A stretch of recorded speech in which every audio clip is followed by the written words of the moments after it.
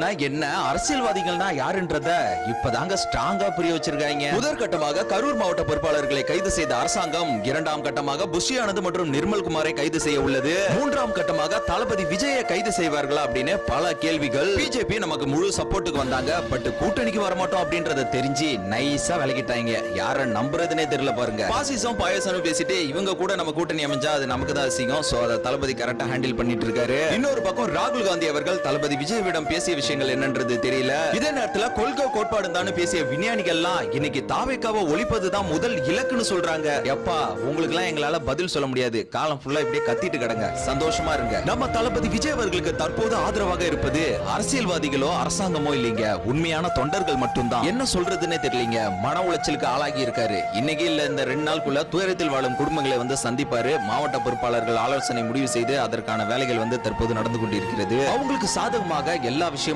கையை மீறி போயிடுச்சுங்க. நம்மளால எதுவுமே பண்ண முடியல. தற்போது வந்து SIT ஸ்பெஷல் இன்வெஸ்டிகேஷன் டீம் வந்து ப்ரொசீட் பண்ணிருக்காங்க. இத பத்தி சில விசாரணைகளை மேற்கொள்ள அடுத்த வீடியோல பதிவு பண்றேன். நம்ம மேல தவறுகள் இருந்தாலுமே முழு தவறும் நம்ம இல்ல அப்படின்றது எல்லாருமே அறிந்த ஒன்று தானே. எது நடந்தாலும் சரிங்க, என்ன நடந்தாலும் அவர் கூட நான் உண்மையா இருப்பேன், நீங்க இருப்பீங்க அப்படின்னா மறக்காம நான் இருக்கேன் அப்படின்னு கமெண்ட்ல சொல்லிட்டு போங்க. நல்லதே நடக்கும், நம்பிக்கையோட இருப்போம், மனசை தளர விடாதீங்க.